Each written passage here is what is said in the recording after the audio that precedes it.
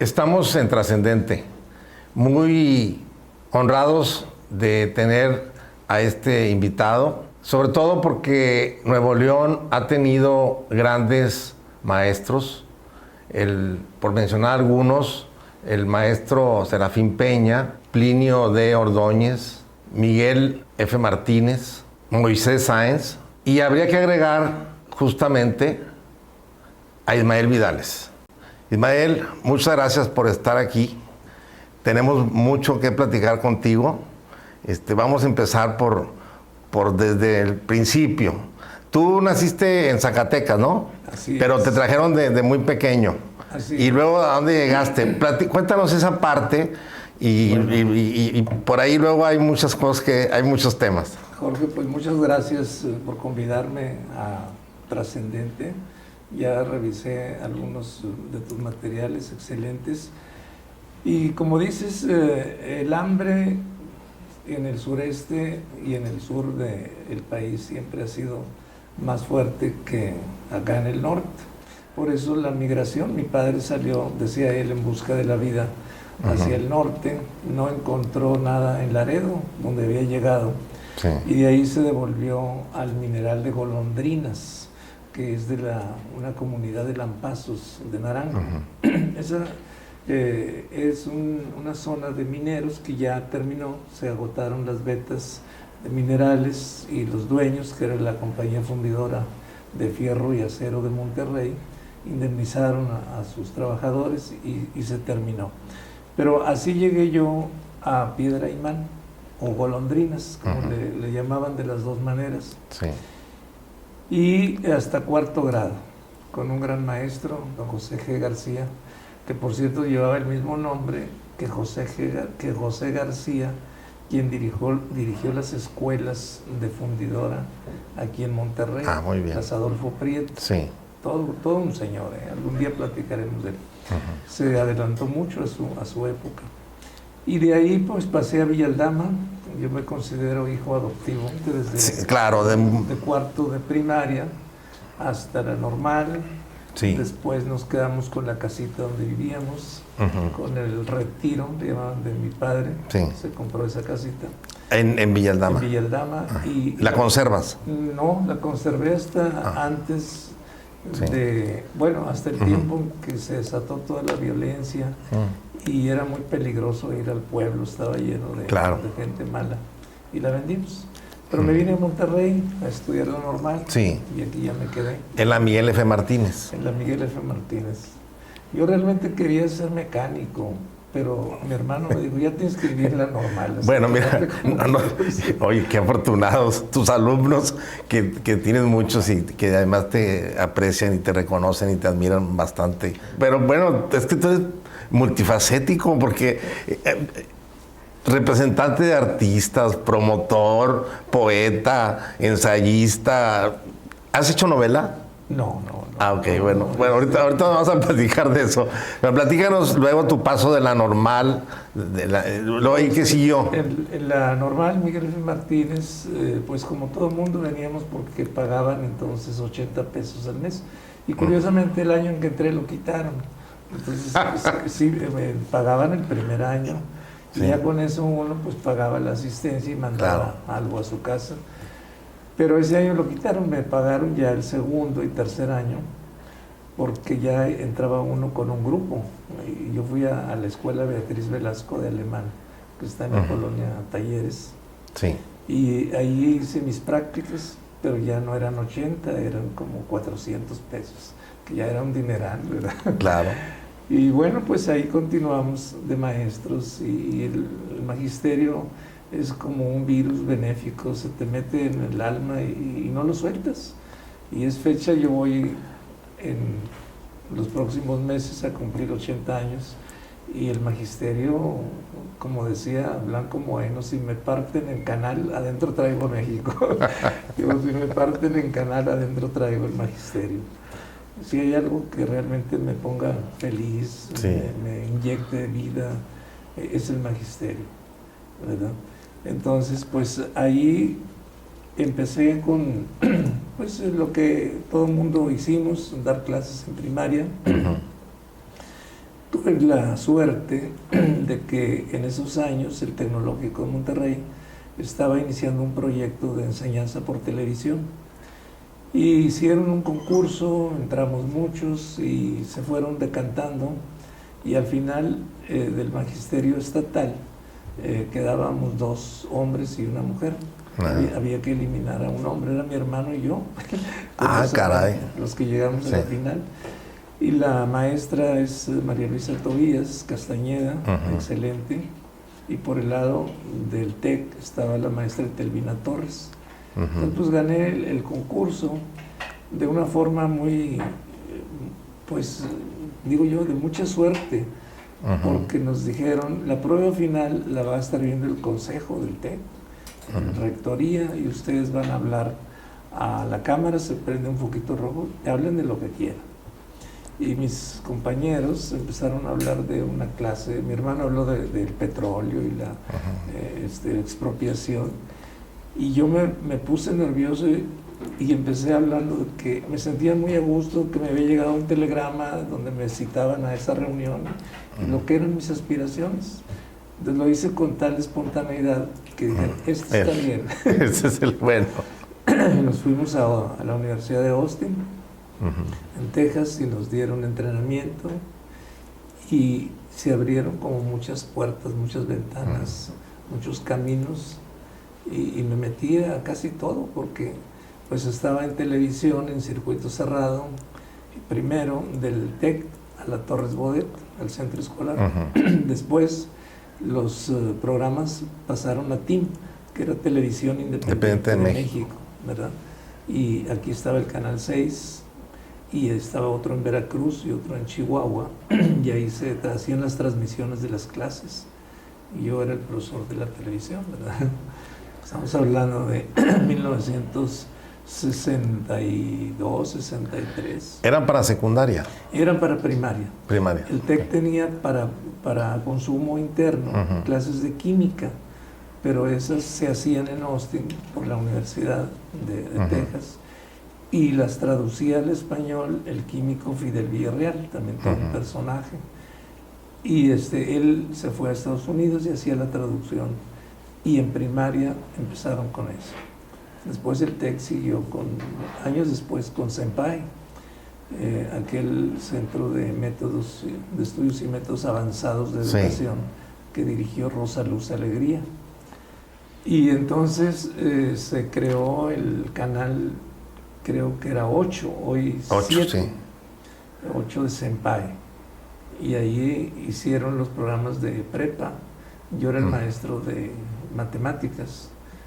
Inventé un programa que se llamaba Operación Talento, que llevaba invitados y hacían todo en torno a un tema matemático. Los guiones los hacían 2 maestros del TEC, buenísimos. Y yo, bueno, representaba el papel de maestro de matemáticas. Entonces, oye, ¿y cuándo publicas tu primer libro? Porque, mi primer libro, bueno, pues ahí me relacioné con una secundaria que formó el ingeniero González Arechiga, Juan Antonio González Arechiga, sí, claro, del TEC, para hijos de trabajadores del TEC. Y empezó a funcionar adentro de las aulas del instituto. Pero llegó un tiempo que crecieron mucho los jovencitos, la matrícula, y ya no pudieron. Creo que hubo oportunidad de venirse a la Fundación Melitón Villarreal, que está aquí por Padre Mier, estaba por Padre Mier y Martínez Zavala. Y Martínez Zavala, que luego se convirtió en la Universidad Mexicana del Noreste. Exacto. Sí, ¿no? Sí. Entonces, desconozco yo los pasos que se dieron en compra-venta de esos lugares, pero yo llegué como maestro encargado de la secundaria, y quien nos dirigiera, la maestra Telvina Torres y el ingeniero González Arechiga. Era una escuela gratuita. Los jovencitos no pagaban más que, yo creo que el equivalente actual a unos 10 pesos. O sea, no, era muy simbólico. Todo lo demás lo conseguía el ingeniero por todos lados, un gran hombre. No por nada le decían el médico, porque siendo ingeniero en calderas, siempre andaba viendo qué se le ofrecía a la gente, ¿verdad? Y él que todavía también está acompañándonos, ya pues de avanzada edad, pero él era el alma, después seguía Etelvina y seguía yo. Y se me ocurre pues la inquietud de orientar a los muchachos, porque la escuela tenía una característica. Para entrar ahí era necesario que te hubieran rechazado de otra parte. Ese era el reto. Entonces tuvimos niños drogadictos, niños sordomudos, ahí se abrió por primera vez. La inclusión. No había escuela para más que el Sertoma, que daba clases hasta cierto nivel de primaria. En secundaria no los admitían a estos niños.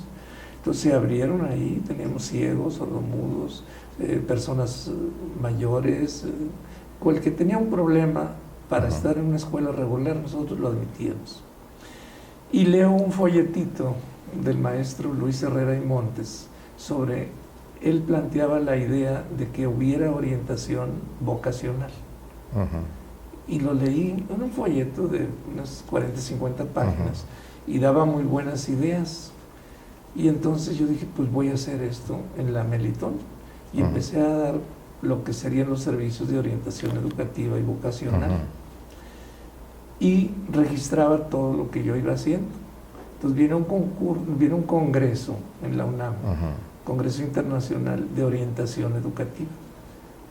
¿Verdad? Y me inscribo y llevo mis papeles de lo que yo hacía con los muchachos. Y otro día me incorporo al grupo y me comenta una persona en el pasillo: usted es el que dio la plática, la ponencia ayer en tal salsí. Dijo, ¿sabe que lo anda buscando el dueño de la editorial Trillas? Dije, ¿para qué me quiere? No sé, pero allá está.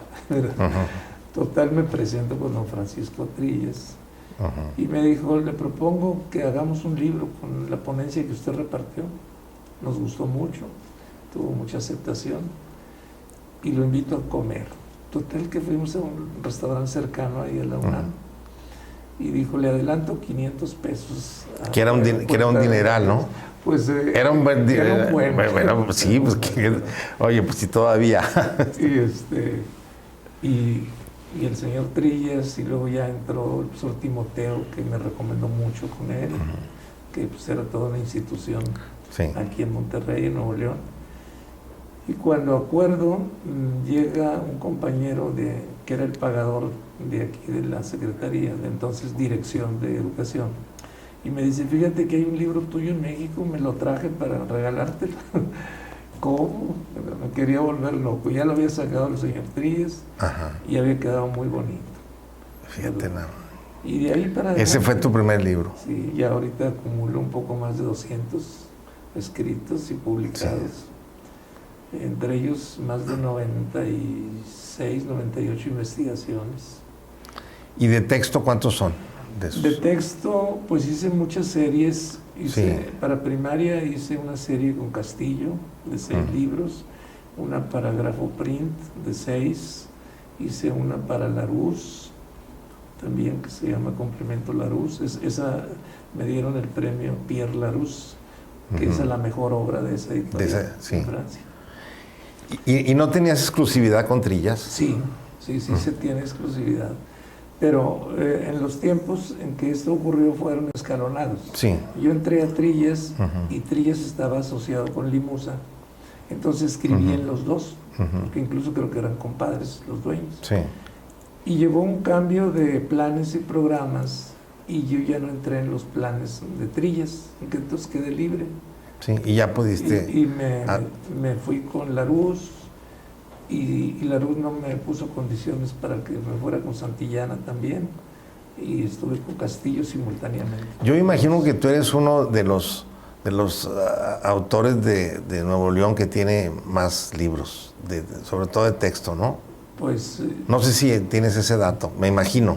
No lo tengo, pero... Es muy probable. Es muy probable que sí tenga, porque hice la serie, como te digo, de Educación para la Salud, la serie del Castillo Básico, la serie de Complemento Larousse, todo lo de historia, civismo, hice formación cívica y ética, fue lo último que Sí. escribí, ¿verdad?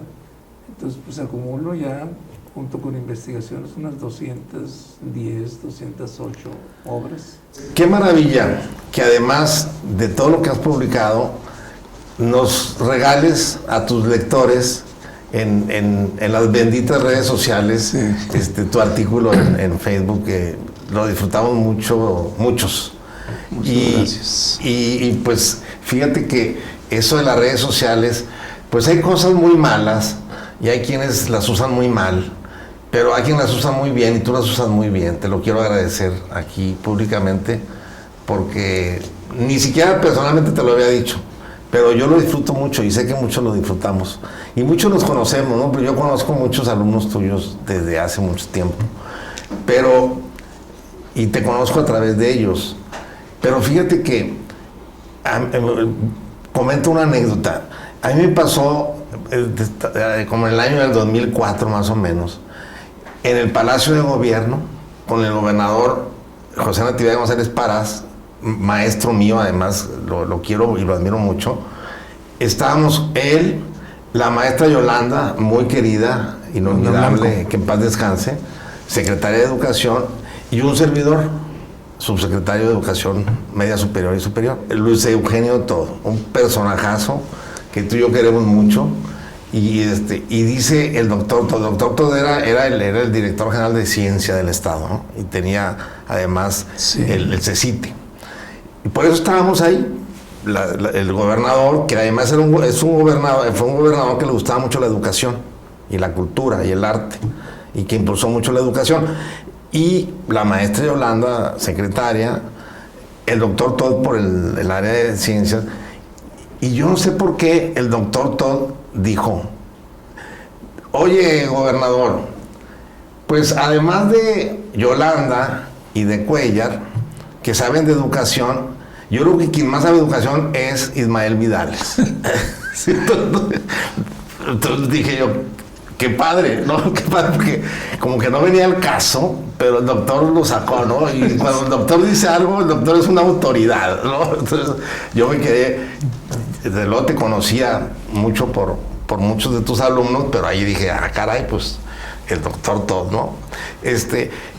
Fue muy generoso conmigo, me dijo de mí porque estaba ahí en el paquete, ¿no? La verdad es que yo no me siento así como él lo dijo, pero él es muy generoso, ¿no? Y además, pues hay mucho afecto y admiración de mi parte para él, porque él fue rector cuando yo era estudiante en la universidad y los estudiantes de mi generación lo admirábamos mucho. Y yo lo sigo admirando y lo sigo frecuentando, aunque sea por teléfono y por WhatsApp. Un saludo para el doctor Todd, que algún día aspiro a tenerlo aquí sentado. Yo creo que sí viene, si lo convidas, además sería muy merecido, porque el doctor tiene una especie de sexto sentido para muchas cosas. Yo le digo, usted tiene un espíritu que no cabe en ese cuerpo, doctor. Fíjate que sí lo quiero mucho, e incluso sí, claro, tú sabes que acabo de terminar un libro, una investigación que se llama Breve Historia de la Educación en Nuevo León, que nos hizo el favor de editar la Universidad Autónoma de Nuevo León. Sí. Y se lo dedico a él, al doctor Todd. Muy merecida dedicatoria, porque, además.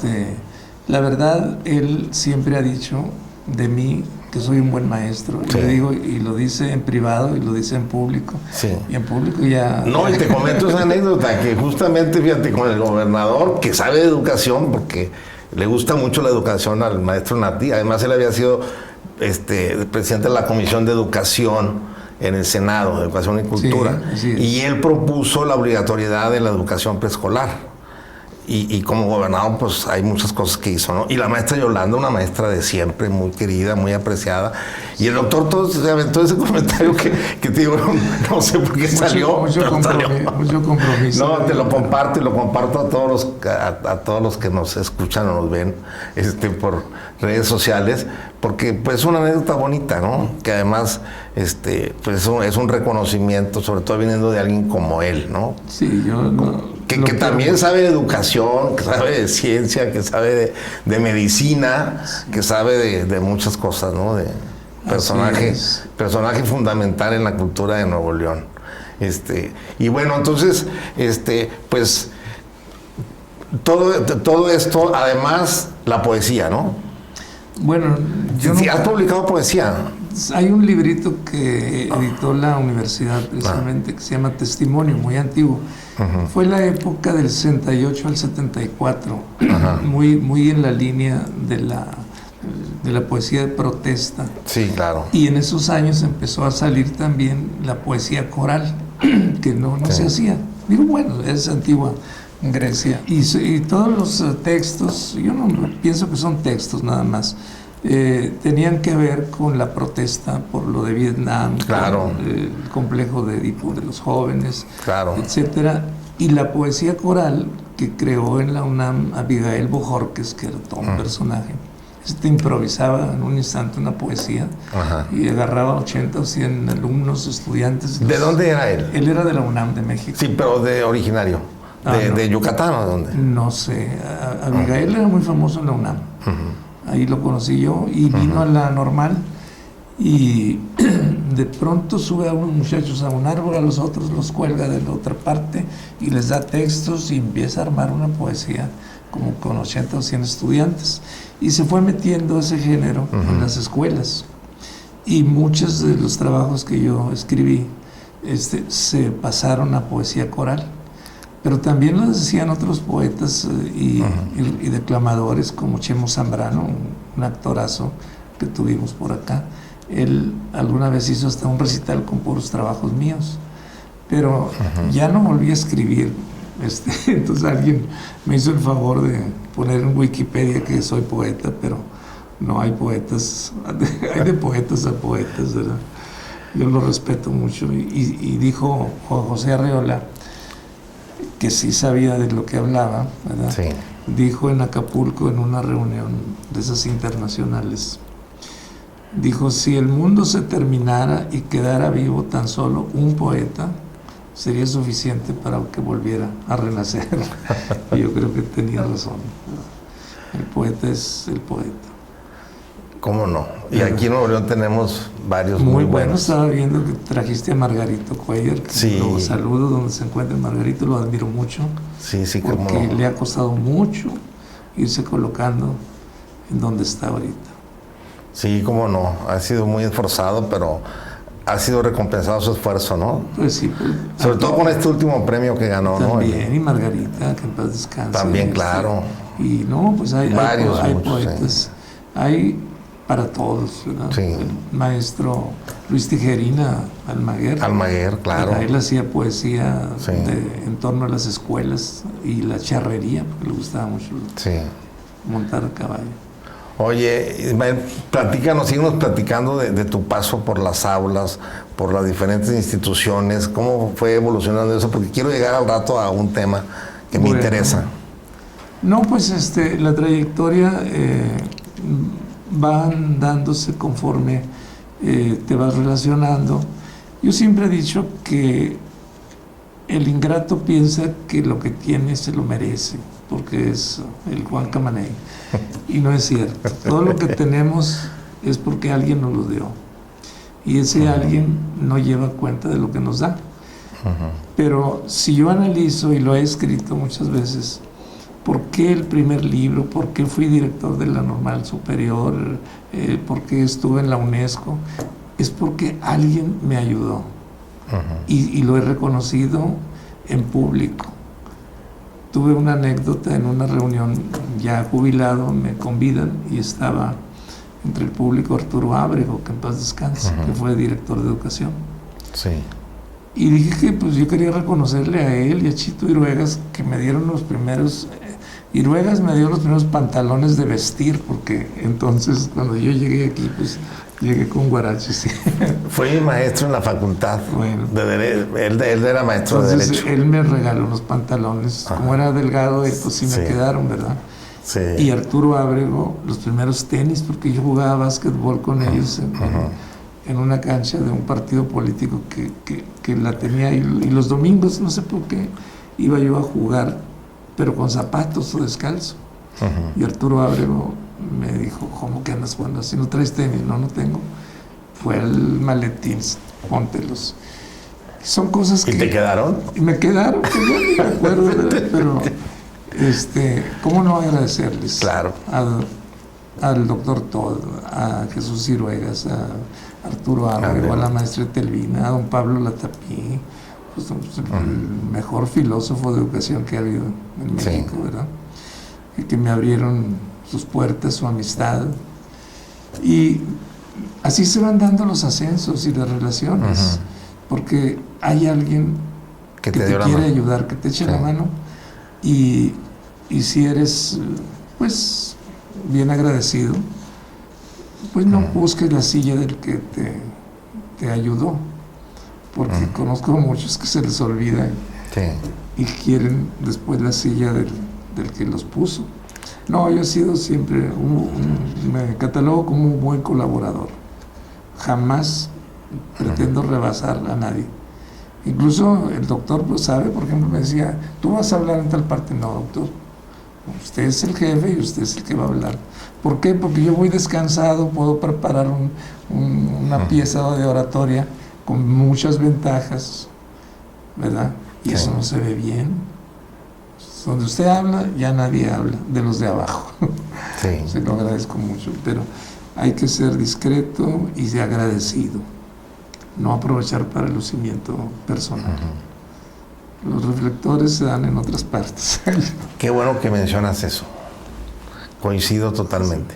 Esa es sí, porque de veras que todo se lo debo.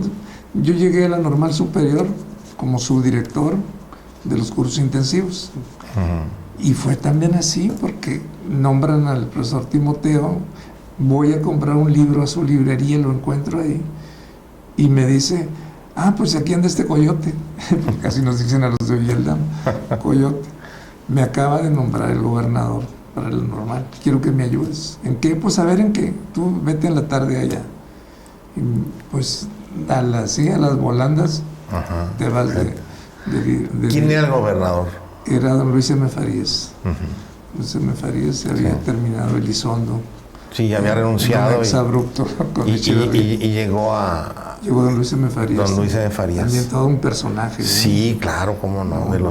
Tenía unas anécdotas enormes el señor, ¿verdad?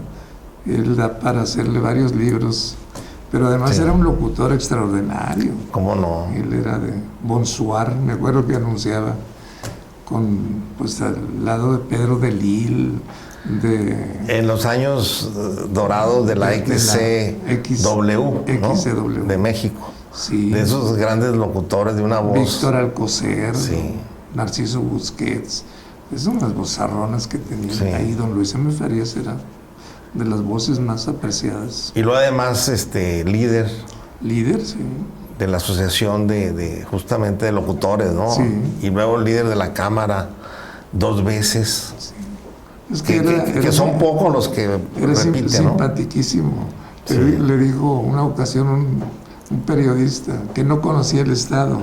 Dijo, el que no conoce el Estado es usted. Dijo, usted pregunte en todas las cantinas que me quedan en la ruta y va a ver si me conocen o no los conozco. Era muy, muy simpático. Oye, y después de colaborar ahí con el profesor Timoteo L. Hernández, luego ¿qué siguió?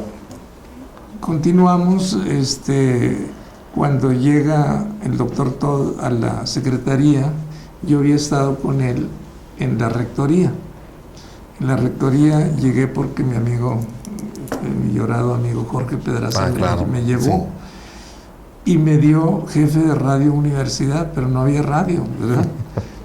mi labor era conseguir la concesión para el radio. Para el radio, y nos dieron XEQI, Radio Universidad. Entonces tú eres el fundador. Yo fui el fundador. Mira, no sabía ese dato. El papel de la Secretaría de Comunicaciones y Transportes con la concesión para operar con 540 watts, que no era nada, era para que se oyera hasta 4 cuadras más. Ahí en la ciudad universitaria. Sí, trajimos los primeros equipos usados de Laredo, un link para lanzar la señal a una torre más alta, y empezamos a formar locutores. Ahí entró Carlos Benavides en esa camada que anda por ahí, es un profesor que anda todavía, en la XCT creo, no sé dónde. Sí. Y bueno, pues se vino la etapa violenta y lo de radio, lo que hicimos fue sacarlo físicamente y llevarlo al Palacio de Gobierno. Y se lo entregamos a don Pedro Zorrilla. Y ahí así surge Radio Nuevo León. Ahí se guardó. Y luego sale... Es el antecedente de Pero Radio Nuevo luego León. quien lo echa a andar es Alvarado Ortiz, porque llega ya la paz, la tranquilidad, y entonces eso se instala como Radio Gobierno, no Radio Universidad, en el edificio Latino. Sí. Y después, bueno, hay una larga historia, ya llega acá a donde se encuentra actualmente. Ahí yo creo que todo el impulso se lo dio Mentor Tijerina, que tenía una visión muy interesante de lo que era una radio pública, ¿verdad? Pero yo allá ya le perdí la pista. Yo estuve 20 años en esa estación también, colaborando todos los fines de semana, ¿verdad? En un cambio de administración, ni las gracias me dieron, dijeron que ya no entraba. Y bueno, así pasa, desafortunadamente. Así fue. Oye, y luego seguiste, pero todo eso lo combinabas con el magisterio, con el magisterio, sí. Con la docencia. Tuve una etapa difícil cuando estuve en la normal y entre el 68 y 74. Un momento muy hermoso porque me tocó el centenario, los 100 años de la escuela. De la Miguel F. Y el director, que era Jesús García, que en paz descanse, me dice que me haga cargo de los festejos, ¿verdad? Y pues me di vuelo, ¿verdad? Yo tenía ya muchas relaciones y la gente colaboró gratuitamente, todos, Juan José Arreola, José José, Juan Gabriel, Tania Libertad, Tegua, Óscar Chávez, ¿no? Óscar Chávez, sí lo traje, ¿no? Los pianos barrocos, en fin. ¿No trajiste a Citarrosa? No. Okay, porque Citarrosa vino a Monterrey, pero no me acuerdo, no sé. No. Y pues pasa el tiempo y me acusan de que yo financiaba un movimiento estudiantil ahí y me echaron fuera de la normal. Entonces, pues yo sabía fotografía, me puse a hacer algo de fotos y algo de cine, ¿verdad? O sea, te quitan de la normal, pero te quedas con tu plaza de maestro en la secundaria. No, me quitan de la normal y me echaron fuera. Ah, totalmente. Totalmente, sí. Bueno, y luego, ¿y qué siguió? Pues me metí a hacer audiovisuales. Me acuerdo que le hicimos el informe de gobierno a Polo Sáenz, que le gustó muchísimo, pero era muy rudimentario. Teníamos 2 proyectores con un fader, un aparato de disolvencias, ¿verdad? Pero contratamos... Pero era muy moderno para la época. Muy moderno, muy bonito, porque las bocinas que llevábamos eran unas Ampex a todo dar. Y contratábamos, en esto trabajábamos Ricardo Espinosa y yo.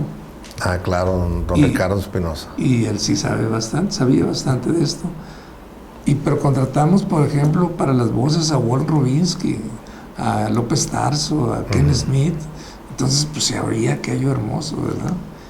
Y luego viene el Campeonato Mundial de Voleibol a Nuevo León y juega aquí Japón, que era el favorito para llevárselo.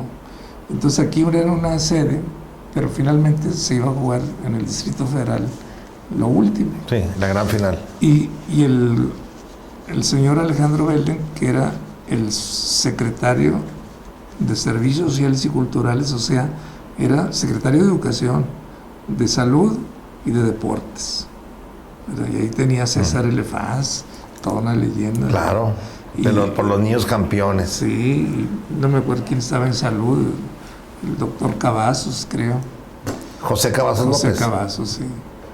Y me dice mi otro amigo, Juan Roberto Zavala, que el señor Belden estaba buscando hacer una película. Dije, pues yo mero, ¿verdad? Nosotros la hacemos, pero en cine, de 16 milímetros. Sí. Pues la hacemos en 16 milímetros, en 35, en lo que nos digan, alquilamos los equipos. Entonces hicimos una película que le gustó mucho al señor Belden, del voleibol, ¿verdad? Y aproveché para... Él me dice, ¿tú qué haces? Digo, no, pues de lo que caiga, ¿verdad? Y le dice Zavala, pero él es profesor. Y pues me atreví a contarle que me habían sacado de la normal. Y entre los argumentos fue que él había dado la orden. Y digo, pues si yo ni te conozco, ¿por qué te voy a correr? Digo, bueno, ¿sabes qué? Te quedas conmigo. Y me quedé con Belden hasta que ya iba a acabar el sexenio. Sí. Y me regresan, pero a una secundaria en La Fama.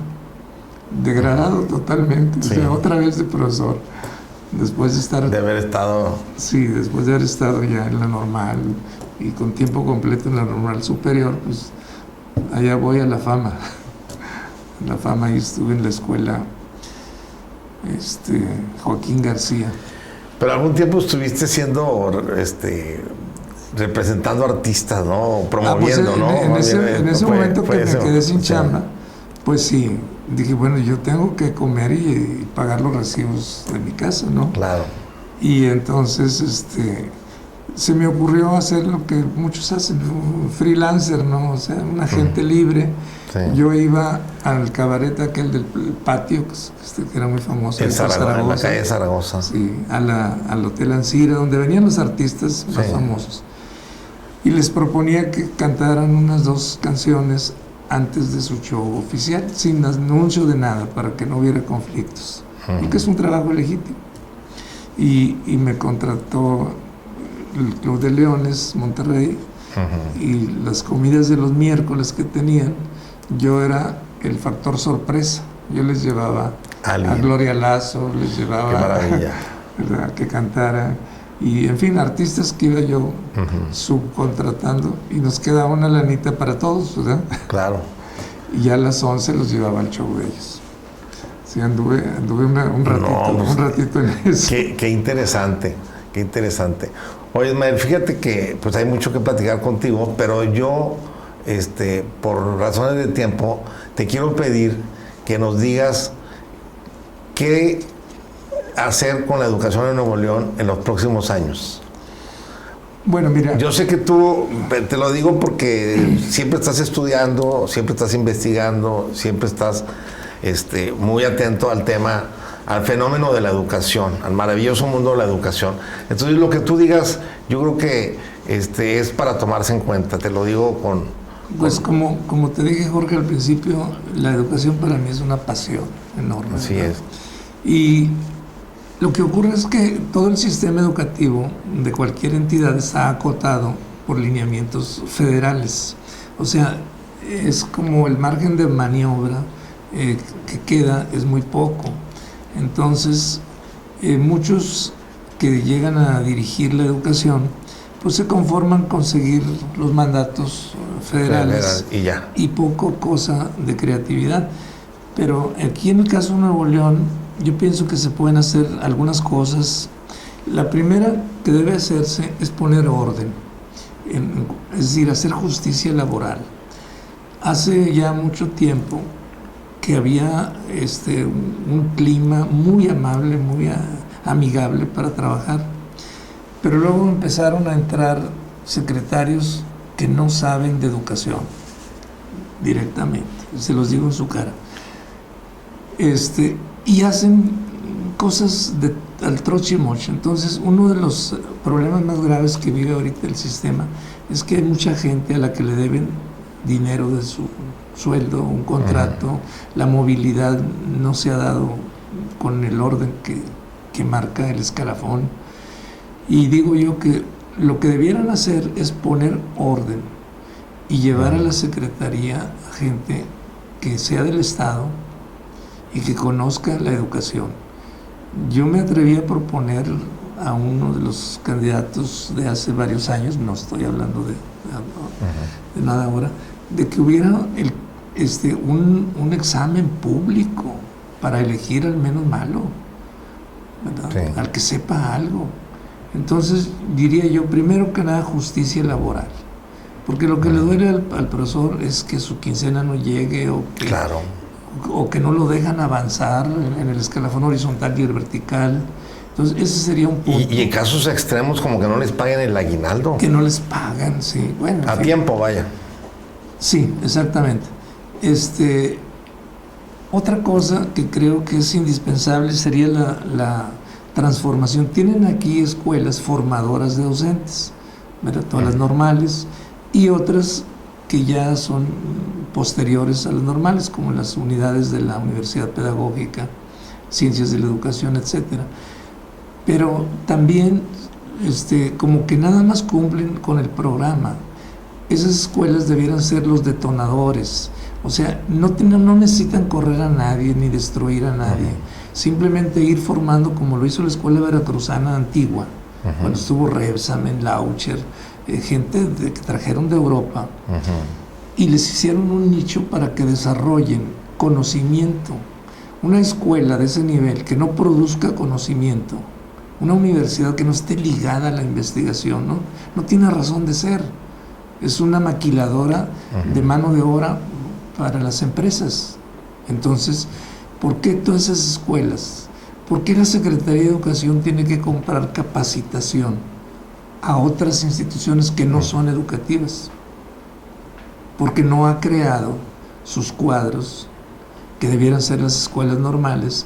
Las escuelas normales debieran producir conocimiento y venderlo a las instituciones privadas y vendérselo al Estado también, ¿verdad? Porque no tendrían por qué andarle comprando a nadie lo que ellos están produciendo. Es ilógico. Ese sería un punto. Otro punto que creo que es importante, y esto no contradice para nada los mandatos federales. No, es además de... serían puntos de detonación. El otro punto es el tejido social y el medio físico están muy deteriorados. Entonces no hay conciencia de por qué la criminalidad ha ido en aumento, por qué vemos cosas horribles a diario, porque precisamente hemos descuidado esos dos aspectos. No hay amor a la vida, no hay respeto de la vida en cualquier forma y manifestación. La vida de un pájaro es tan importante como la de un ser humano, la de un árbol. Entonces aquí hay asociaciones muy productivas que debieran de ser invitadas, y también desarrollo de que de manera transversal todos los planes y programas fueran permeándose con valores éticos y cívicos. Sí existe un espacio curricular, pero es casi como que al niño que se porta mal, mándaselo al de valores. Ha sido como que de relleno. Sí, de relleno, no. Ahora en la nueva escuela mexicana se tiene contemplado de darle un peso específico a esa área, pues que empiece en vigor el siguiente ciclo. Es que es urgente que volvamos sobre los valores fundamentales, que no los vamos a sacar de ningún nicho religioso, no. Están en los derechos humanos, en la Declaración Universal de los Derechos Humanos, y de ahí bajaron a las constituciones de los Estados miembros de la ONU.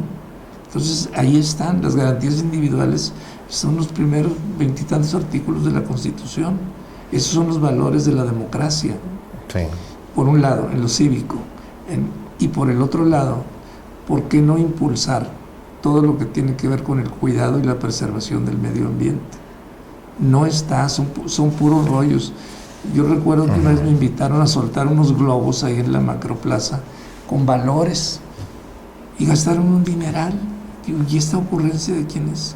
O poner letreros en la Loma Larga. Con eso se cumple el programa de valores. Por favor, eso es muy ingenuo, ¿verdad? Otro punto que yo recomendaría es recuperar la memoria histórica. Esta es una corriente mundial. La UNESCO la maneja muy fuerte. No puedes querer a alguien que no conoces. Entonces, la Secretaría de Educación tiene lo que llaman el archivo muerto, a donde mandan todo lo que es sumamente valioso, nomás a que lo cuiden ahí. Y la memoria histórica de lo que fue la escuela, de cuando creció, cuando se canceló, quiénes egresaron, mucho que se debiera recuperar no existe. Y ahorita es imprescindible recuperar la memoria histórica, porque eso puede convertirse en una práctica familiar.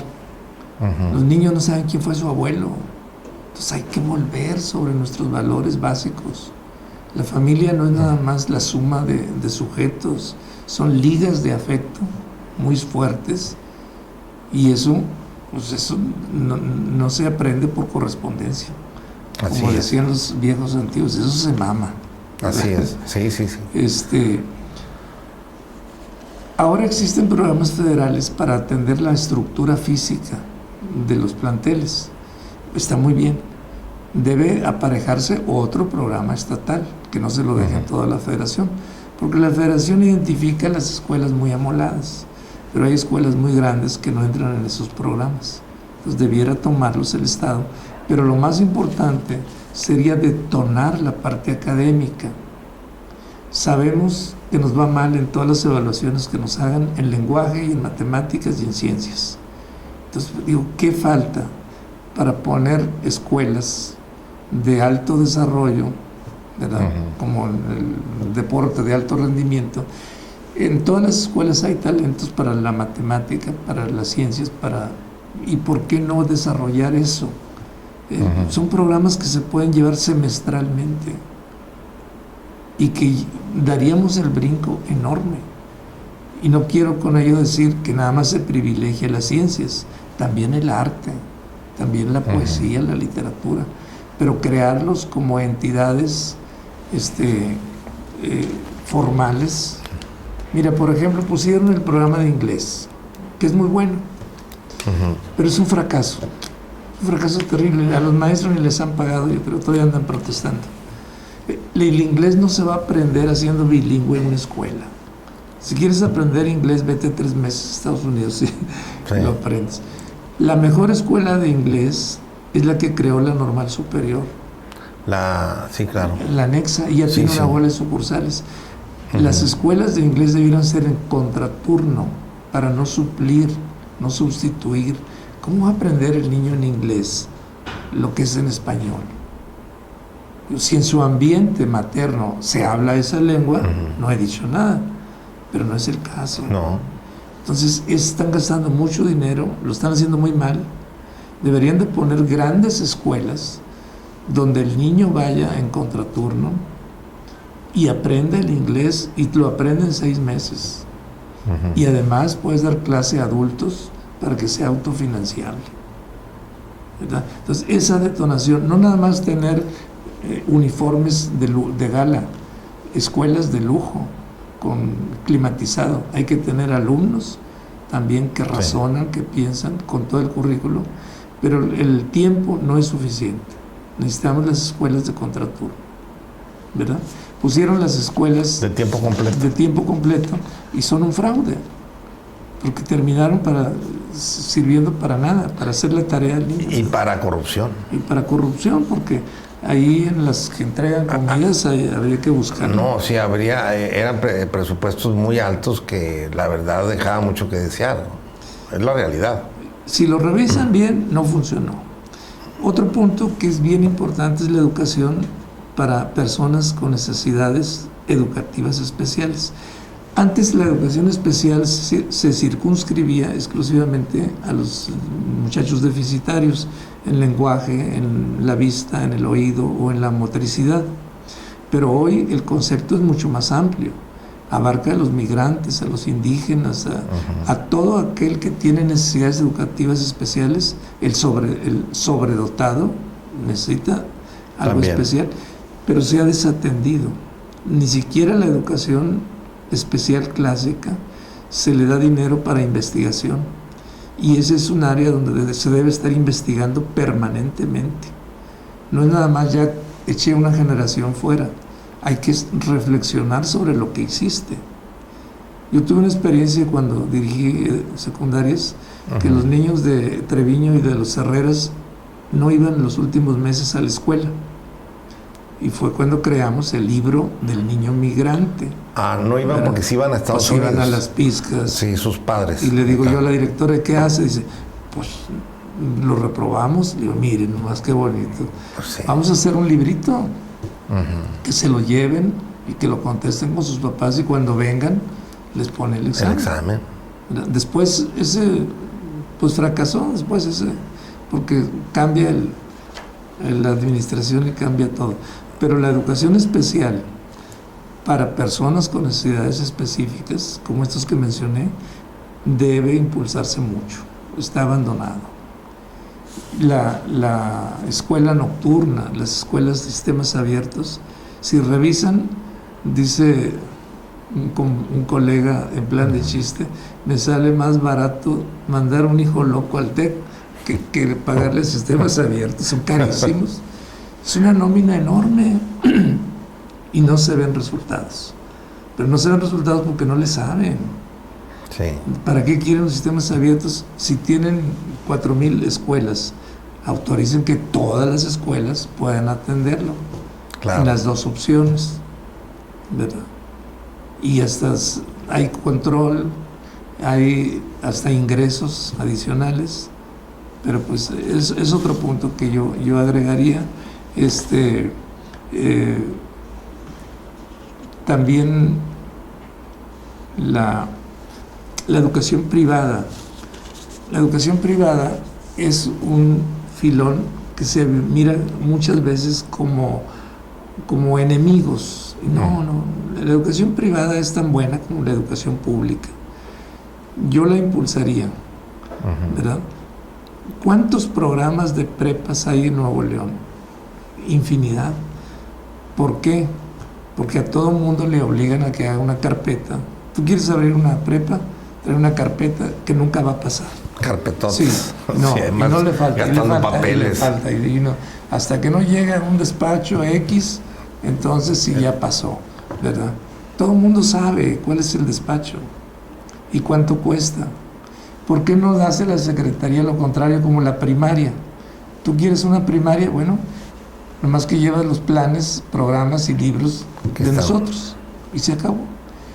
¿Qué vamos a dar? De lo que usted quiera en la tarde. No me interrumpa este horario. Y en la noche lo que negocie con los padres es asunto en donde no me meto, como secretaría. ¿Por qué no hacemos, señor? Aquí está un plan de estudios, el A, B y C de prepas, que responde a las necesidades de la región. Es decir, si el alumno va a salir para entrar a la universidad o para incorporarse a un trabajo o quiere un área de ingeniería, pues de ofrecerle los planes y programas ya hechos y no sacarle dinero, darle muchas facilidades. La DGB, la Dirección General de Educación Básica, tiene un programa de prepas muy bueno y te lo regala. Sí. Bueno, ¿por qué no hacerse en lugar de tener ese nicho que nomás favorece a un despacho? Y a todo el mundo lo hacen que eche vueltas y vueltas y vueltas. Nunca le aprueba nada. Entonces, una revisadita a cómo ha venido operando eso desde hace tiempo. Yo digo porque yo fui el creador de lo que era nada más un área de becas. Sí. Pero bueno, se ha distorsionado. Y un apoyo especial a la media superior, porque la media superior, como no se transfirió en las mismas condiciones que todas las demás, ahí tienes a los de GETI, los de GETA, los CEBETIS, están en el limbo, ¿verdad? Sí. Y el CECITE, por ejemplo, el CECITE se transfiere, funciona con un programa peso a peso. ¿Cuándo va a salir de ese atolladero? Ahora están haciendo manifestaciones los maestros que no les pagan. ¿Cómo que no les pagan si el dinero viene etiquetado? Pero dicen peso a peso, sí. Cuando el gobierno federal deposita 140 millones para que funcione el año, el Estado tiene que también ponía 68. Pues ahí no va a alcanzar. Pues no alcanza. Claro. Luego todos los docentes los afilian al ISSSTE-León y el ISSSTE-León no solo cobra la cuota, sino que cobra una especie de IVA. No le llama IVA, le llama de otro modo. Sí. ¿Y de dónde sale? No hay dinero, se lo deben. Y todo, otro boquetote. Cuando estaba en actividad, él creó 7 prestaciones adicionales al sindicato. Y siempre las pagó.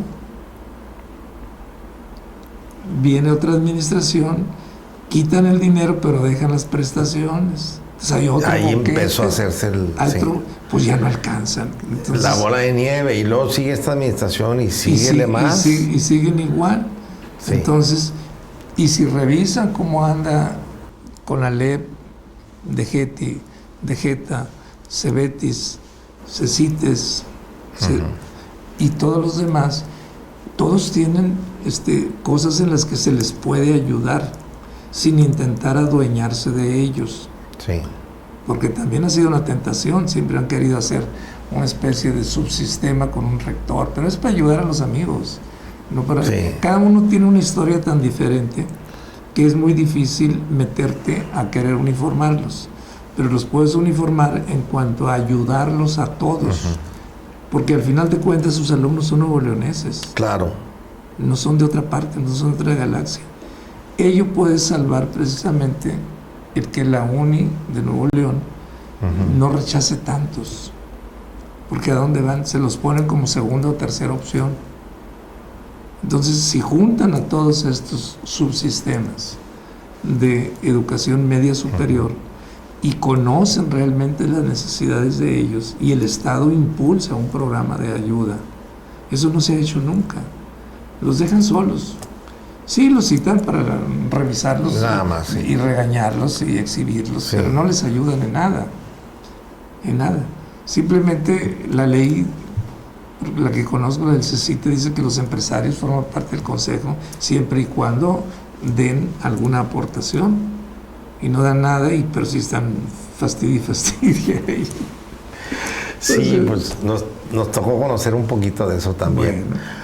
Pues, maestro, a mí me parece muy interesante estos comentarios, por eso quería que los compartieras, por eso me nació la idea de invitarte, porque dije, esto lo tiene que saber más gente, no nada más una plática de pocos, ¿no? Muy rápido, pero son puntos que no chocan con el esquema federal. Así es. No entran en desobediencia con nadie y serían puras propuestas de buena fe, porque no están... decir vamos a cancelar todo. No necesitas cancelar.